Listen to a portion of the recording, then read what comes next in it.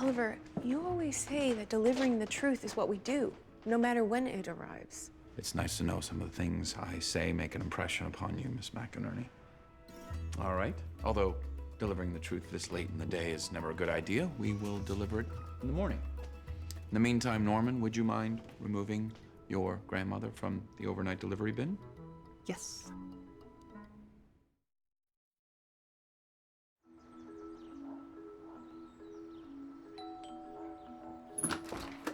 Hey, can I help you? Hi, Mr. Jacobs. We're from the U.S. Post Office, and we're here inquiring about a lost letter. You guys make house calls? Must be one heck of a letter. Oh, we believe it is. I'm not quite sure how to appropriately ask, so I'm just going to ask, since your adoption, have you kept in touch with your biological mother? Since my adoption.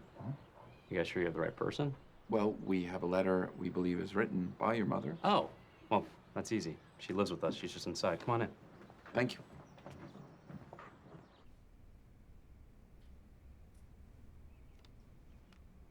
Yes. I wrote this.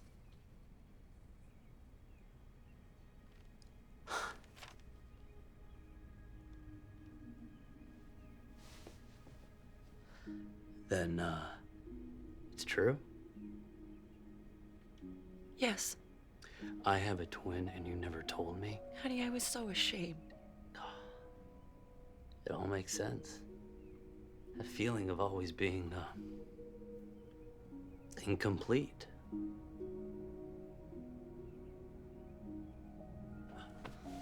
Excuse me. Matt.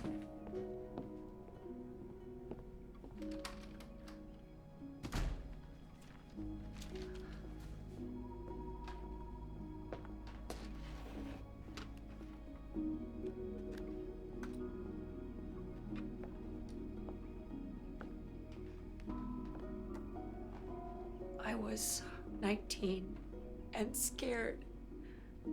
How was I going to pay for all of those surgeries? And I had to find someone who could.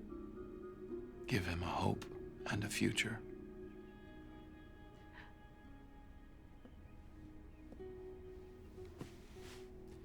Miss Jacobs, we've met your son. Joshua?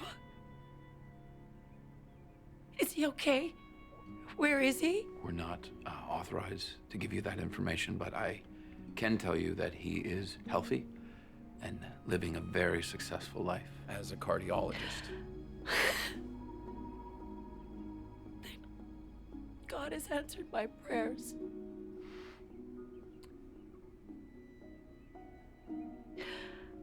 Just not all of them. Not yet.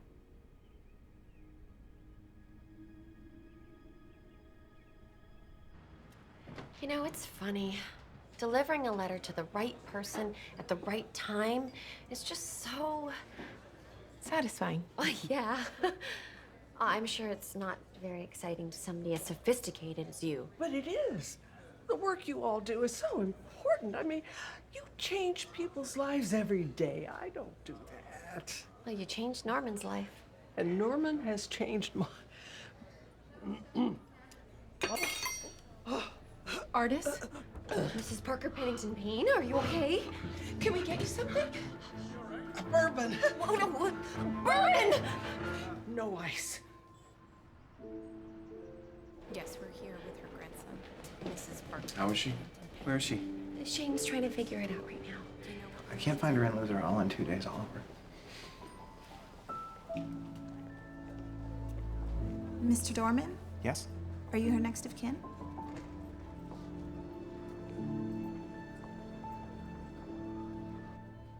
Thank you so much. I appreciate it.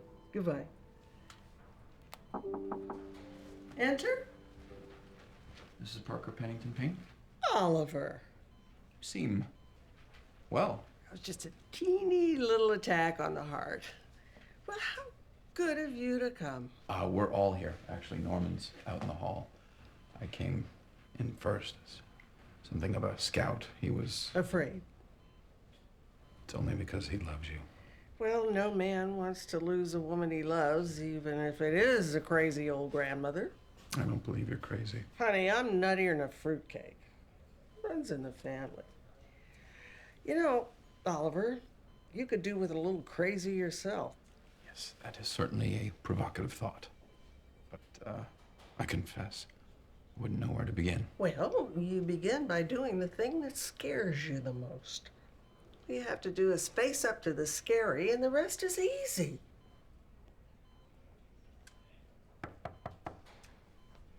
Come in, Norman. Hi, darling. You okay? Oh, honey, I'm fine. I don't want you to worry. I will leave you two alone. I look forward to your recovery. Oh, wow. Word travels fast. It's like you're royalty. Darling, I am. I'm the honorary queen of a Biami village. Oh, I'm not familiar with that tribe. Well, it's new. It's very progressive. It's kind of like living in a human rainbow. You have royal blood coursing through your veins, Norman. I have always thought that. Good. Because every good monarch should take very good care of their people. Which people? Guess who my heart doctor is? So, Mrs. Parker Pennington Payne. Oh, Doc, please call me Artis. And this is my grandson, Norman. Wow, you look just like... Yeah, funny how things happen, isn't it? I mean, yesterday, Norman had never heard of you, and today you're looking up his grandmother's aorta. Timing is everything. Well, we found some significant blockage in 2 vessels leading to your heart. So we're gonna need to take you up in about half an hour and clear that up. You mean surgery? And we'll take good care of her. I'm sure you will. Now, don't you worry. Now, you needed to see me about something. Yes, Joshua, since you're taking such good care of my heart, would you indulge me for a second and let me take care of yours? You see, before you walked in, I'd made a phone call to somebody who I think you should meet. Before I tell you who that is, I want to tell you a little story about 3 circus clowns, triplets actually. I met them on the Orient Express. Now, the funny thing about these clowns was that they didn't know that they were triplets. They didn't know each other. See, so then one night at the American Cafe in Singapore, each one of them separately ordered the same drink. Singapore slings. They ordered 3 Singapore in Singapore. Who turned out the lights? What's happening? Just her IV. I started her pre-surgery sedative. Are you ready to go, Mrs. Payne? Wait. Grandma? Oh, there you are, my sweet. I'm on my way up to the summit. Now, don't you forget to pay the Sherpas, okay? But who did you call? Grandma, what am I supposed to do? Well, be good to your people, my little prince. I'll expect a full report when I get back down from the mountain. Be careful. I just found her. Norman? Norman Dorman, approach. You are my sliver of light. Okay. Onward. Tootsie, goodbye. Tootsie, don't cry. Watch for the mail. I'll never play with you.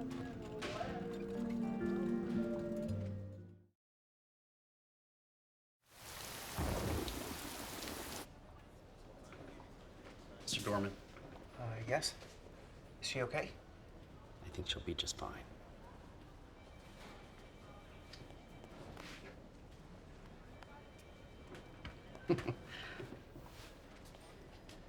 Thank you. My pleasure. She's a remarkable woman. I'm here to visit a patient, Mrs. Parker Pennington Payne.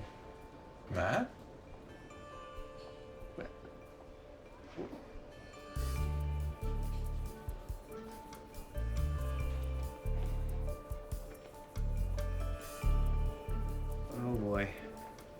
So remember the triplets from Singapore?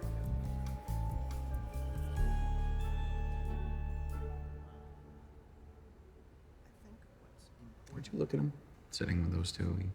He seemed so mature. Our little guy is growing up. Oh, I should go to the cafeteria because Norman always likes pudding after a big day. Yeah.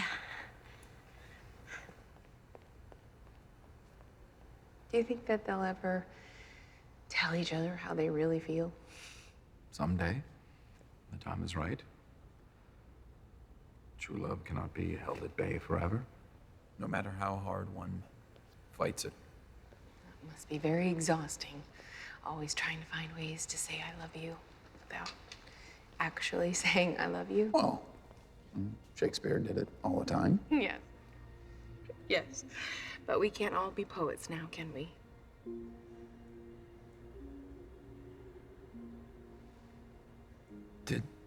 Did you read? No. Never. Of course, I'm curious. We both know that. I saw it. Sitting there in your desk, unsealed. I was looking for tweezers. The point is that I didn't open it. Honestly, I'm just sorry that I ever looked up Holly's address in the first place because until that moment, when I saw her name and her street number, she was just a concept. Just the mysterious absent wife in Paris. Now there's a real envelope in your pocket that could be delivered to a real person who could really read the poem or the letter. The words that you've written to say, I miss you. Come home. Or to say, goodbye.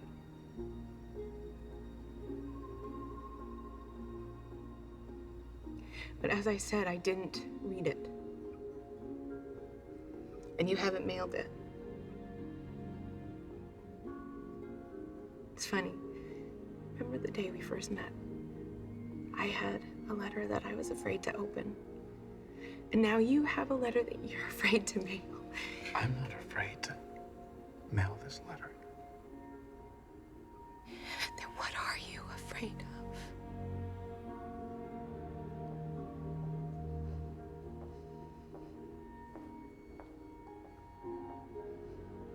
Excuse me.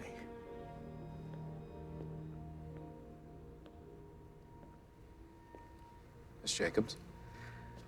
Mr. O'Toole, a message was left for me from your office. Artis, I think? Yes, she is a specialist in difficult cases. You were right. Prayers get answered. Just not all at once.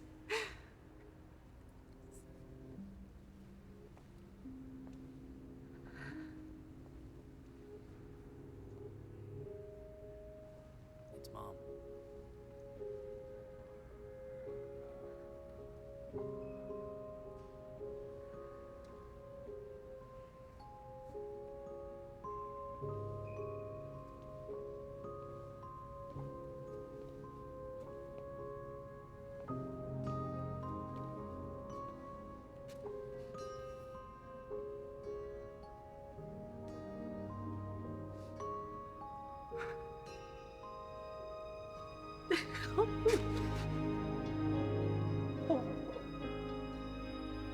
Oh, my sweet Josh.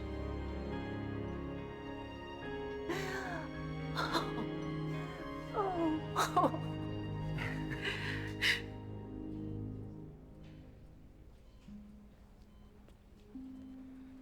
Grandma? Oh, sweetheart. Grandma, we did it. Dr. Joshua found his other family. Oh, I knew you could do it. I knew it. But guess what? I remembered the day that they found me at the rodeo. There was a lady there, and she gave me a cowboy hat. She put it on my head and gave me a kiss. And she was crying. Did she sparkle? Yes. Oh, yes. And I'm so glad that I got to share that with you. Before I croaked. Is that what you were afraid of, Norman? Oh, the only thing that I'm afraid of is... Actually, you know, I don't think I'm afraid of anything today. I'm actually feeling pretty... Unsquashable?